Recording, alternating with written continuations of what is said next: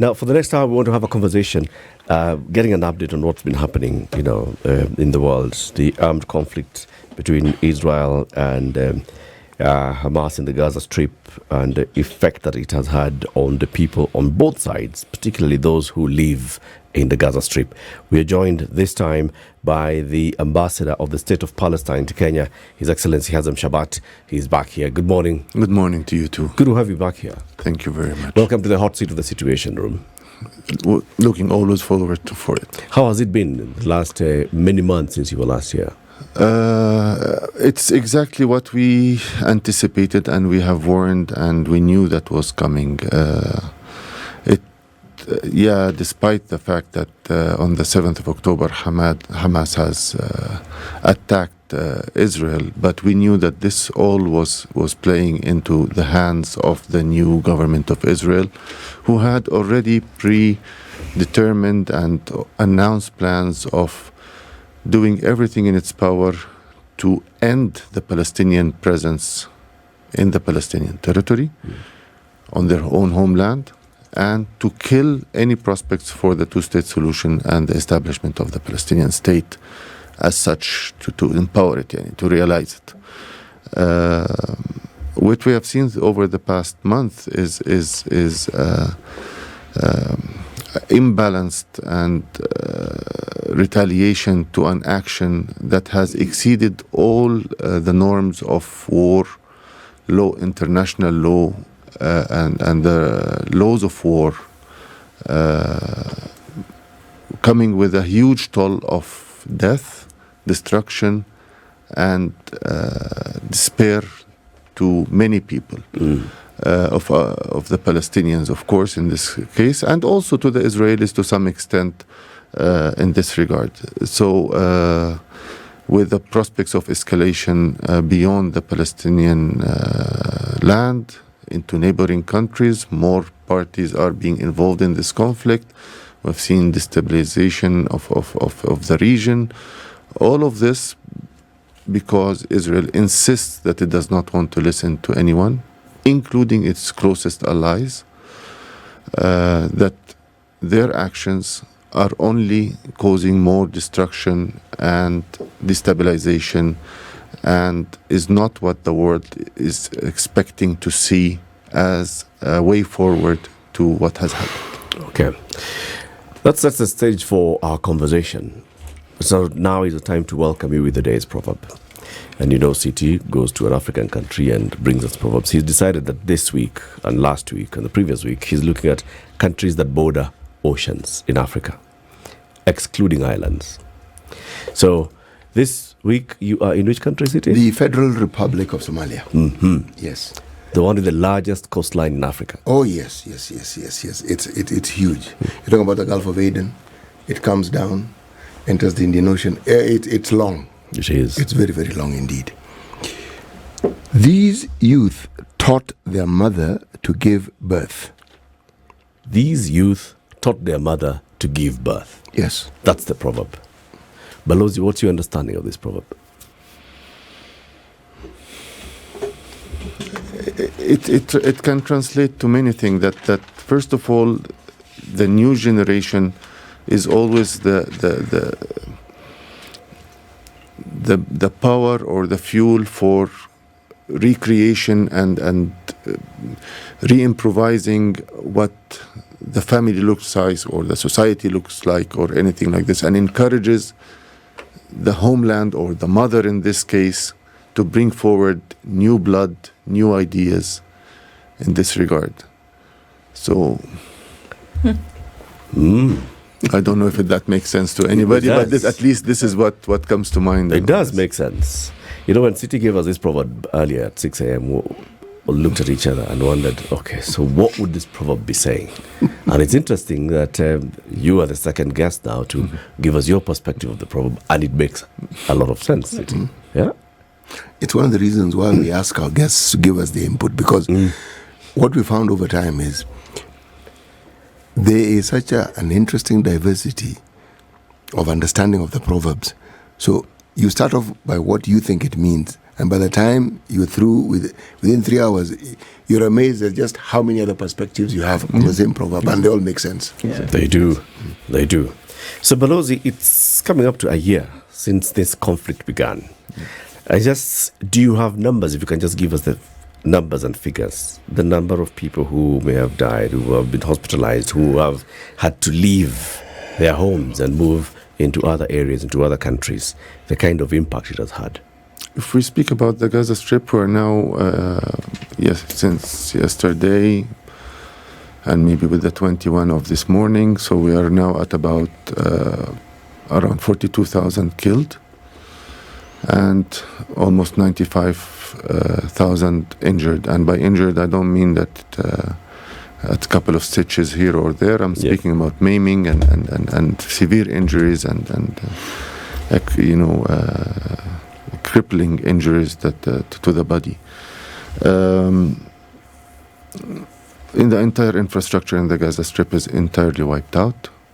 Roads, sanitation, water lines, power lines, schools, hospitals, public institutions, universities, and it's basically the Gaza Strip, the area that hosted 2.3 million people, with multiple universities, national universities, accredited national universities, and 6-7 major hospitals, and hundreds of schools around the city and the Gaza Strip. All of this is decimated. This is now rubble. The latest estimate, and to make it more relevant here to Kenya, is UNIP's estimate. The president sits in Ramallah. Right. How has it been responding in terms of engaging the international community, engaging with the Israeli authorities? We have received all our international partners and since the 7th of October repeatedly Secretary Blinken, all the European ministers of foreign affairs and prime ministers, and a considerable number of them, EU high representatives. We have taken part in all the Arab and Organization for Islamic Cooperation meetings, and the dialogue is always there. It has never stopped. And we were saying exactly what I said here in the beginning of the conflict, and what we were saying before the beginning of the conflict. 1 year before that, my president stood in the United Nations and said, my people need the protection of the world, because what's coming, we know what's going to come. And what the Israeli intentions for us is nothing but decimation and annihilation of the entire population, and to end any prospect of peace. So we knew it in advance, we declared it in advance, and all our partners know our position in that. We have been against terrorism, we fought terrorism, we fought violence, and we tried over almost 30 years of a peace process to promote the principle of peace and dialogue. And we were involved on many levels, on business-to-business relations, institutions-to-institution relations. We have been fostering that and supporting it. But this never bear fruit because of the actions on the ground. You cannot be promoting peaceful interaction with your occupier while your occupier on daily basis is committing crimes, war crimes, and humiliation that is beyond anybody's tolerance. But Lucy, I hear you to say then that in this case, we talk about the occupier, in this case being Israel, of the Gaza Strip, and like you said, now moving towards the West Bank. That previously, when we look at the 30-year peace process, and even when there were bouts of conflict throughout that process, that usually by now we would have heard or seen the possibility of either, number one, ceasefire, or at least somebody was offering the white flag and saying, let us have a conversation and to see what's going on. We would have seen this by now having happened. But what you're saying is that there is no intent to live amicably, that the intent is to wipe out all Palestinian presence from the Gaza Strip.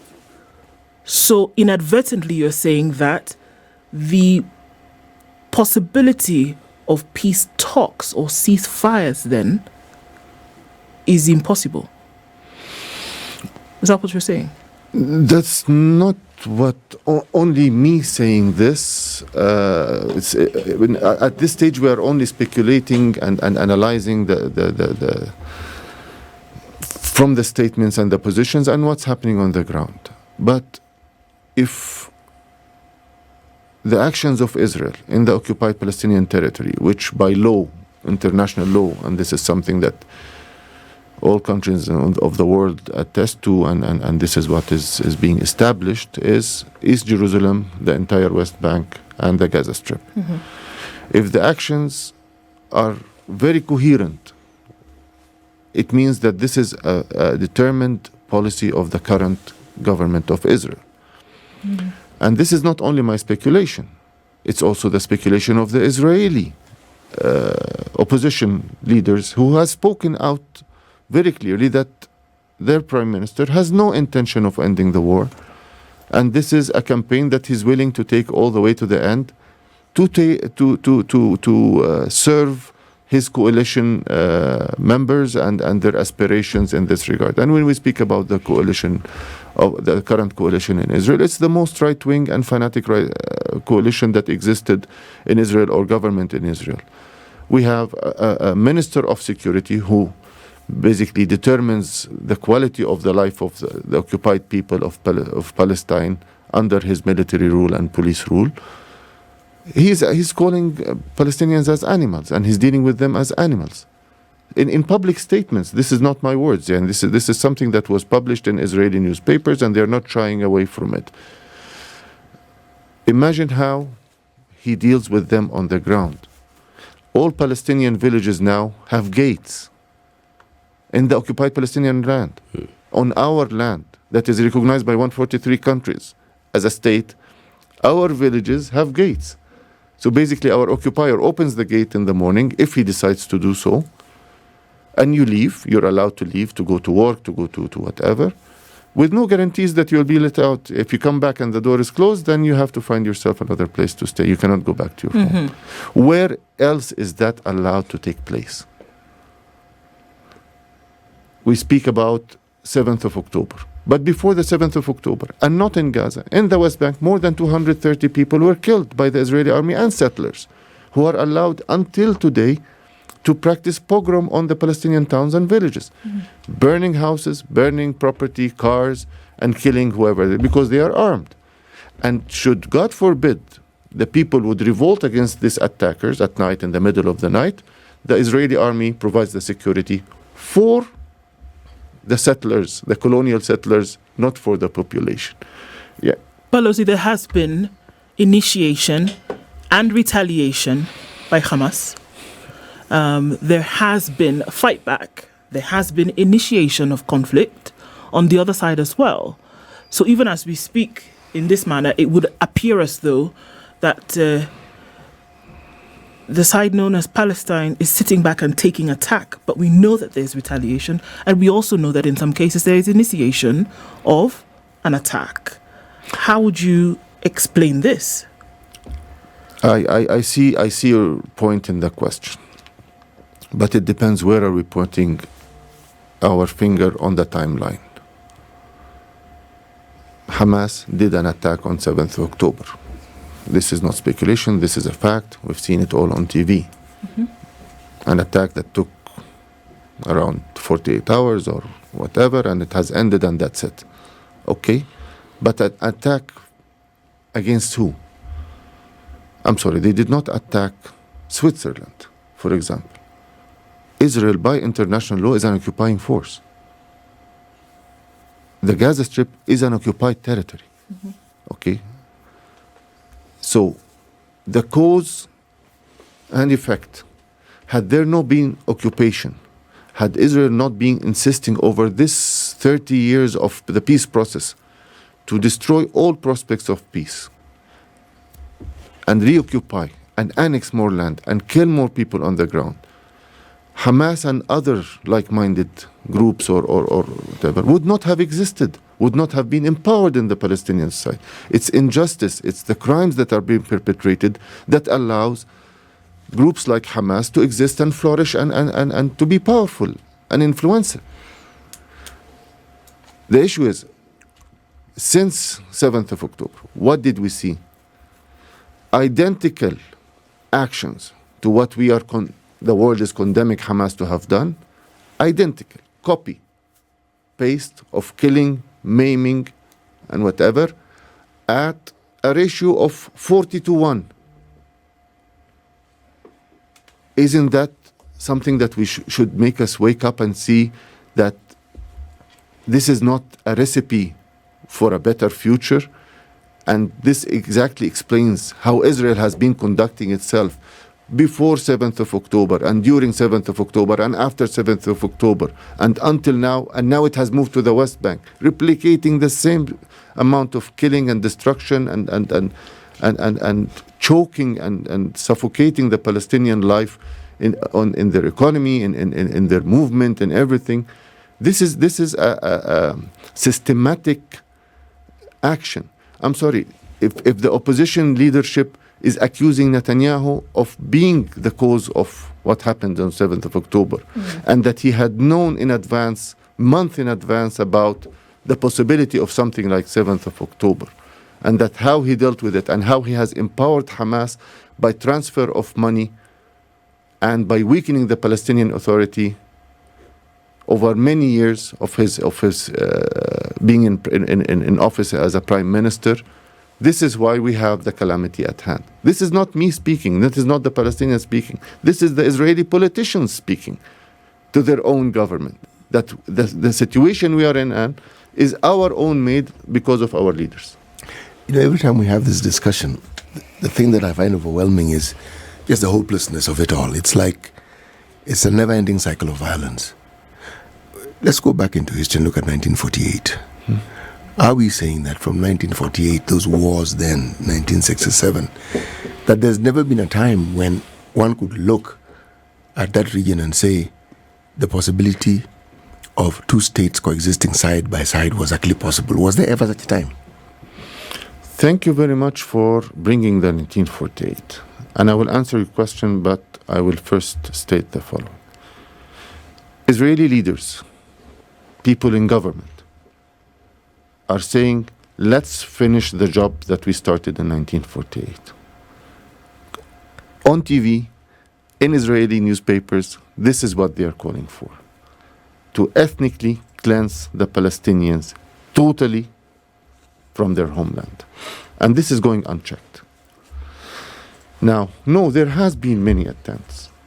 And the fact that the Oslo Agreement came into being was as a result for interaction between us, the European leadership, the Americans, and we agreed that the best way forward is a two-state solution. We will agree to settle for 22% of our homeland as long as peace is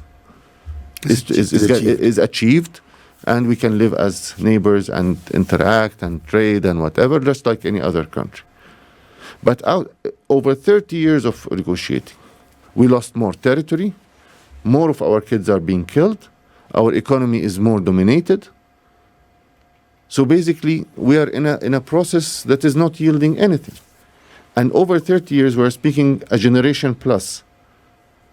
For people who have been born into the peace process, so but somebody who was born in 1993 in the peace process, he's now, imagine the amount of frustration and anger that seeing himself almost literally as apartheid in his own country. It's apartheid. This is not my words. This is all the legal Human Rights Watch, Amnesty International. They have said that what's happening in Palestine is classical definition of apartheid. Listen to what the German foreign minister a few days ago said. She's criticizing the inflammatory statements from Israel right-wing ministers, their calls to topple the Palestinian Authority and plans to build new settlements in the occupied Palestinian territories. She's condemning that. Germany, one of the strongest allies of Israel. So even the allies of Israel are not happy with what this government is doing. We had other governments that existed in Israel. Yes, we did not reach the final agreement, but never has the level of confrontation between us and them reached that point. And I'm speaking about us, the Palestinians in general, the Palestinian leadership, the PLO, the official government recognized by the international body. Our guest this morning is His Excellency Hazem Shabat. He is the ambassador of the State of Palestine in Kenya. We are looking at what's been happening over the last 11 months. On the 7th of October last year, Hamas invaded Israel and caused a lot of destruction, death, and kidnapping of hostages. Since then, Israel retaliated, and we have heard from the ambassador 42,000 people killed in the West Bank, 95,000 people injured, not in the West Bank, but in the Gaza Strip, 95,000 injured. Destruction of the entire infrastructure, homes, buildings, water, sanitation, power, and everything destroyed.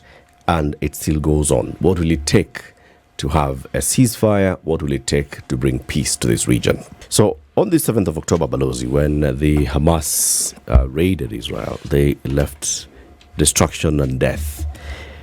More than 1,200 people killed. They took off with hostages, 250 hostages. So far, according to the latest tally, I just looked at Reuters, is there are about 100 hostages who still remain. They're still held captive. No one knows where. 8 were rescued, 6 hostages were killed, and Israel has released a video now of that tunnel where those 6 were killed. And it just shows that there's still no end towards this. 100 have been released in the exchange program, where some Palestinian prisoners have also been released, but there are still 100 hostages who are being held. And then this is, of course, one of the reasons why Israel says we have to continue engaging as we seek to secure the release of 100 of our citizens. Now, my question comes back to the government in Ramallah.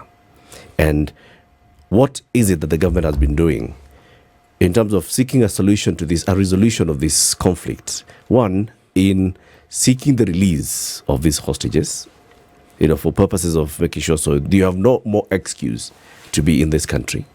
And then also seeking a conversation at a table with Palestine, with Israel. Thank you for this question. First of all, Hamas did not perpetrate this action on behalf of the Palestinian people or with permission from the Palestinian government. This was very clear from the beginning. Hamas already had perpetrated a coup d'etat against the Palestinian government as in full control of the Gaza Strip. So let's put this, remind the people and the audience that Hamas was not doing this on behalf of the Palestinian government or is not part of the Palestinian government, and definitely not on behalf of the Palestinian people. From the first moment, we were engaging through our lines of communication with Hamas and through the mediators, Qatar and Egypt and the US and everybody, that we are against the holding of hostage. This is not a tactic that the Palestinian government have ever used. The entire use of violence as a means of achieving political gains has been at all not part of the Palestinian strategy since the Oslo Agreement and even before. And we have always thought of dealing with that through the legal and international means and platforms and fora. So, again, we are fully against the taking of hostages. And we requested on many occasions that this situation must end immediately. And not to give Israel the excuse to perpetrate all the crimes that are being done under the pretext that we're doing this for the sake of the hostages. But again, the number of hostages that they retrieved through military means is insignificant to the amount that has been held and continues to be held. So basically, through logic and mediation, the life of those hostages were preserved and they were released in the past, in the first rounds. which for me... What role did the government of Palestine play in that? Supportive role, of course, and putting pressure on Hamas that this cannot continue, that what you're doing is leading to more death, and empowering Israel to take that as an excuse to cause more damage and end the Palestinian aspirations in Palestine. This political pressure in itself is significant enough. We don't have control over Hamas. I do not give orders to Hamas to do and don't. They do not take orders from the Palestinian government. But they're doing it on behalf of the Palestinian people and government. This is what they claim. Nobody has given them whatever. How many people in Palestine did you hear that they were blessing what Hamas has done or got involved with it? I'm sorry, if 2 million people now are being refugees and moving with their backpacks from one area to another, if they were Hamas activists and supporters of Hamas, why are they not fighting Israel? So basically, Hamas, whatever capabilities it has, it's still a small group within the Palestinian population, but it's an armed group. And the government of Palestine does not support what Hamas is doing. No, at all. The government of Palestine has you're saying, has been active in seeking a resolution to this by sending messages through, of course, your channels and back channels to Hamas and saying, release these hostages. Exactly. The 100 that were released, did the Palestinian government have an influence on the number, 100? No. Hamas was very keen that the negotiations is done directly by it, without any influence from anybody, because basically, I understand your point. If Hamas was doing it against at the will of the Palestinian people, or encouraged by the Palestinian, or for the sake of the Palestinian people, it would have given the Palestinian government the right to negotiate the deal. But they insisted to do it solely as Hamas. It's about them. They are the ones who are going to handle the negotiations. It's their demands, and nobody else's, point of view is taken into consideration. So Hamas is doing that on behalf of Hamas, on its own merits, and still handling it until today as such. Okay. Again, just hold on, Sigei. Just a little bit further question. The government, the Palestinian government, is a legitimate government. Yes. Recognized by many states. No, not by many, by the international community.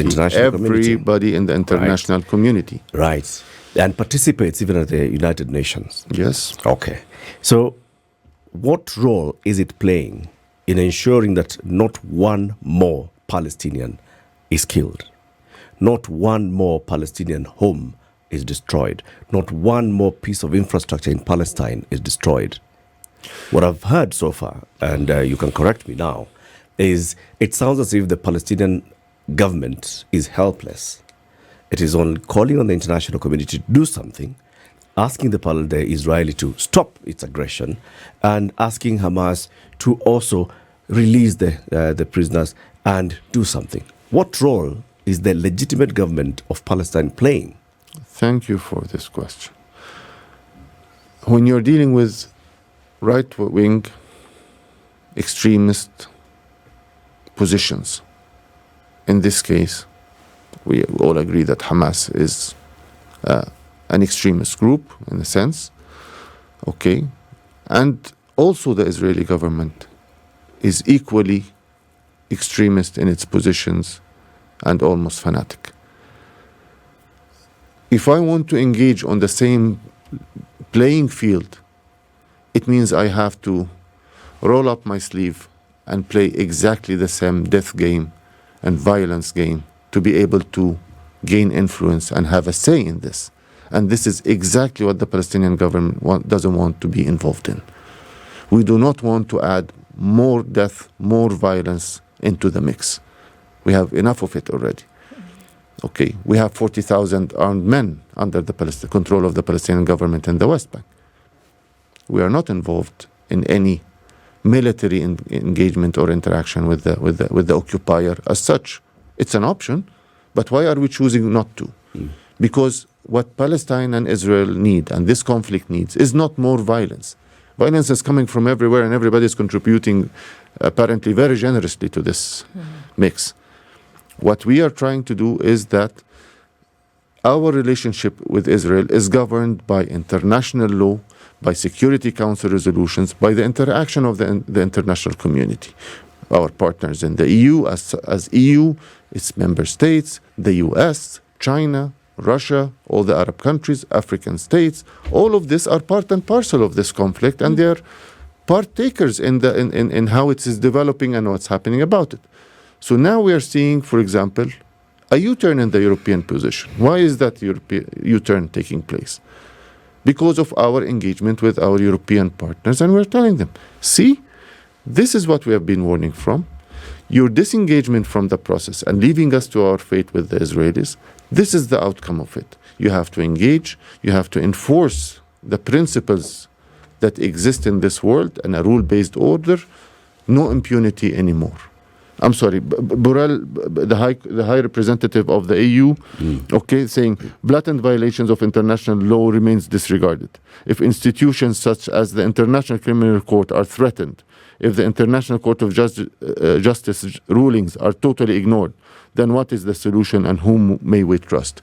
This is the EU high representative saying. Yeah. Complaining that by abandoning the principles of international relations and international law, this immediately becomes the result. And this has been our positions over the past decades, not only years. So the strategy of diplomacy you're deploying with other international partners is to win the support of the international partners to intervene in this conflict. That sounds to be medium to long term. In the immediate term, what is the Palestinian government doing? Empowering them immediately to stop more gates being erected in Palestinian neighborhoods. Empowering the mediators, Qatar, Egypt, and the United States to reach that agreement and to accept the outcomes of this mediation and support it. And we did not block anything of this sort. We are flexible. We're engaging in what is known as the day after arrangements. Okay, we're trying to be a positive contributing factor in what the design of the day after it's going to be. In the Gaza Strip, for example. Okay, help come with innovative ideas of what can make Israel stop, feel that the threat does not exist anymore, but at the same time secure our national aspirations. We're in the kitchen, we're in the design room. Right. We're not in the field, because we are not part of the field. If the Palestinian government implored upon Hamas to withdraw from where? To cease from any kind of attack in any way. Release the hostages. Release hostages, for example. Because if we say that there's mediation happening at the table now and that there's certain things that can be done to enforce that position, I would say that would be one of them. Release hostages, refrain from any kind of attack whatsoever. Would Hamas listen? Because we've come from the establishment that Hamas operates as an independent body. Yes.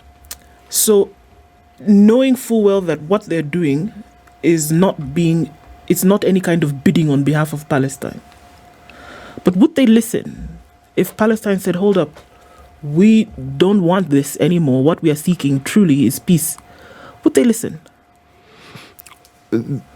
This is what we have been doing for a very long time, for many decades. But again, our voice has been weakened and watered down by the actions of the occupier. Because basically, when you start saying this, a simple answer from the other camp would come and say, all right, let us pursue peace and through the peaceful ways and techniques. Where did that get you over 30 years? More land is being confiscated. Okay, Israel just perpetrated the biggest land annexation in the occupied territory a few weeks ago with an outcry from the world. Okay, so what is your peaceful and civilized and non-militarized course of action have gained you? Do I hear you to be saying, Your Excellency, that the State of Israel supports the existence of Hamas because Hamas's activities give them license to perpetrate the things that they do? Thank you very much. And this is, again, not me saying, this is also the Israeli media has said it. Netanyahu did not shy away from saying that empowering Hamas was part of my strategy to weaken the Palestinian Authority, the government that we have been talking about, okay, to reduce its international influence to force us to accept a Palestinian state. So with the excuse of Hamas existing and military groups and all this, then I am free from responding to or proceeding into the peace process more and progressing into it and relinquishing land to the Palestinians, the lands of the Palestinians back. So what is my pretext in this regard? That there are armed groups. Prime Minister Netanyahu was sanctioning the transfer of $30 million monthly to Hamas from abroad through Tel Aviv airport in military cars that were delivered to Hamas over more than 1 year. Why was he doing that? Why was he accepting? This is not my words. Check it. Say Hamas, Netanyahu, money. Can I respond by asking a question? Are you therefore admitting that the Palestinian Authority, the government, is actually helpless, and that everything that happens, it's like they sit back and things happen to them? Because if Hamas are Palestinians and they have that sort of sway, it actually means they're the ones who are determining what is happening in the country and not the government of Palestine. No, it's this would be an overstatement in this regard. It's not about being helpless. I'm still controlling and many things, and my whole strategy is built on empowering the Palestinian people in Palestine, whether in the Gaza Strip or in the West Bank or East Jerusalem, to be not subject to the Israeli bullying and the ethnic cleansing.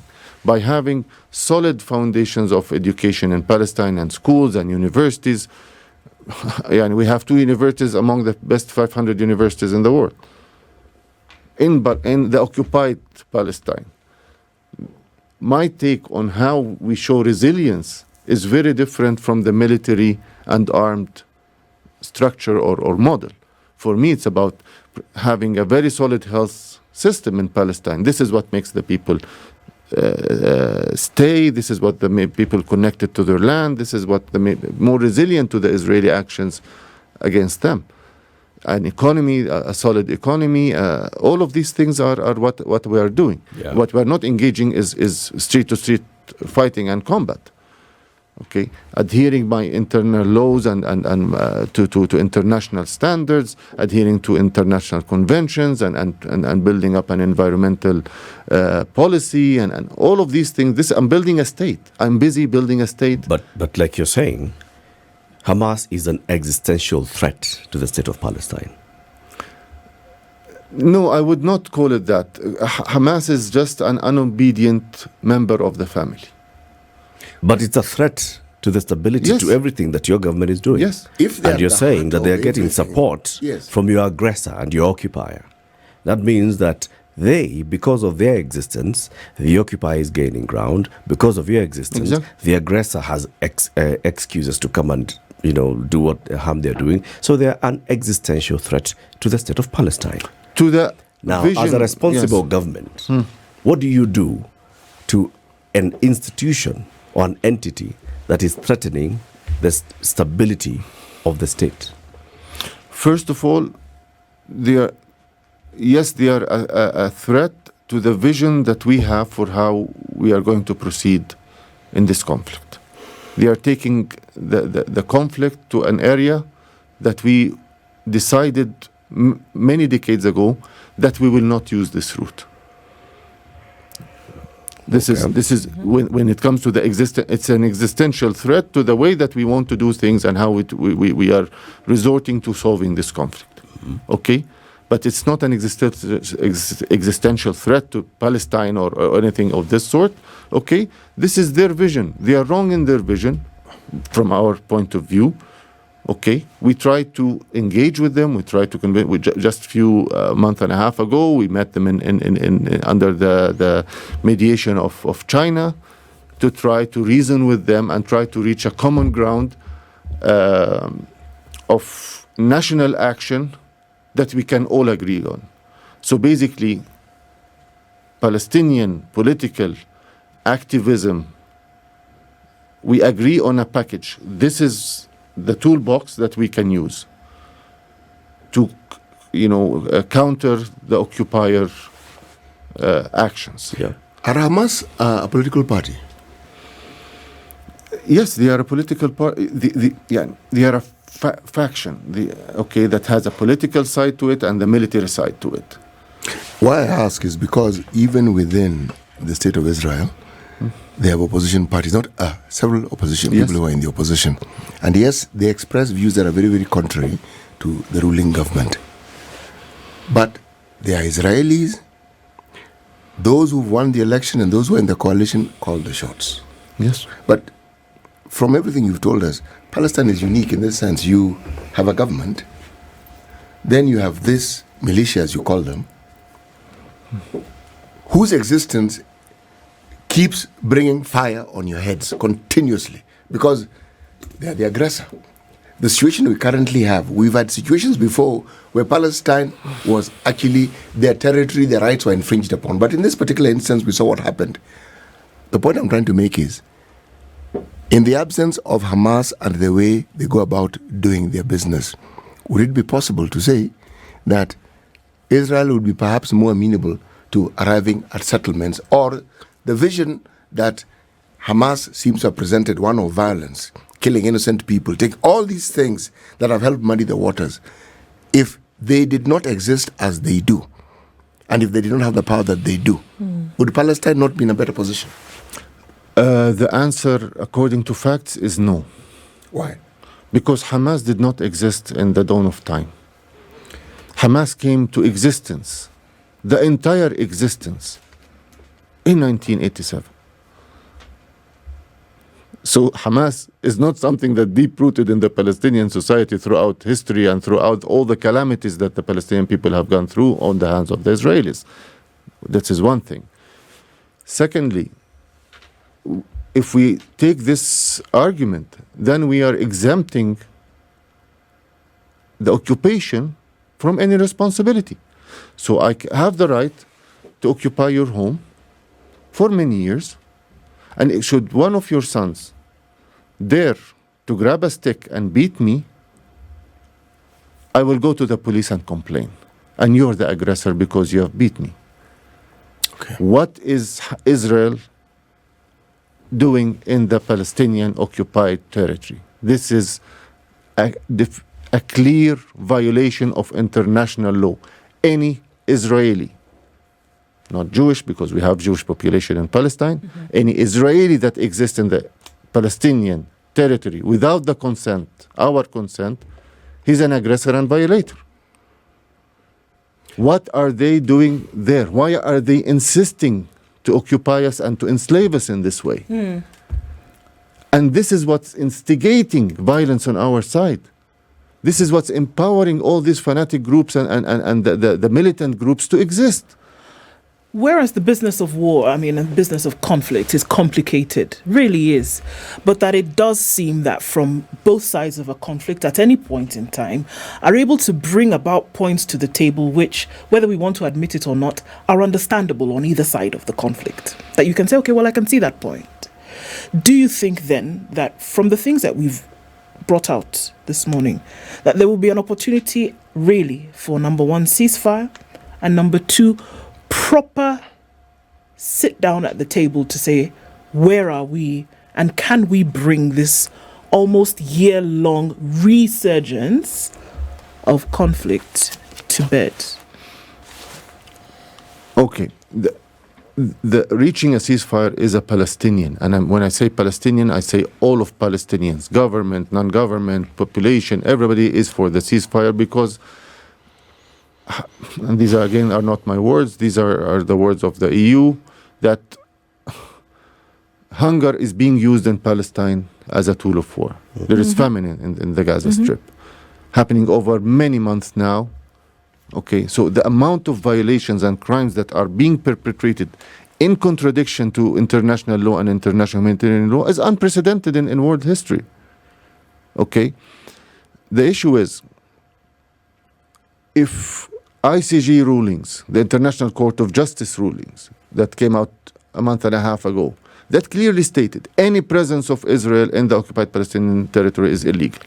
All settlements that Israel has built on the occupied territory is illegal. Israel is under the obligation of immediately withdrawing from the Palestinian occupied territory and reimburse for the damage, repatriate for the damage that has been done as a result of their occupation to this territory. This is the International Court of Justice. Yep. This is not the Palestinians' wishes or aspirations, or this is what the law states. And Israel decides to ignore all of that. This is something that we knew. This is what the law says for many, many decades. But if my occupier is deciding to defy the law, to defy logic, to defy all peace calls, to defy his own allies' advice, what am I supposed to do? You're asking me, why are we helpless? Because I am facing a government that is not working according to any known logic to humankind or to any in international relations. If the opposition leader calls his prime minister a person without a soul, because how he is conducting this war and whatever, and how he's ignoring the need for a ceasefire and exchange of prisoners, okay? Because for him and his coalition members, the interest is not about the release only of whatever. It's about ending the Palestinian prospects in Palestine. Balozi, we want to thank you very much for joining us today. I mean, it's been a good conversation. Let's have you again soon to get updates on this, what's happening.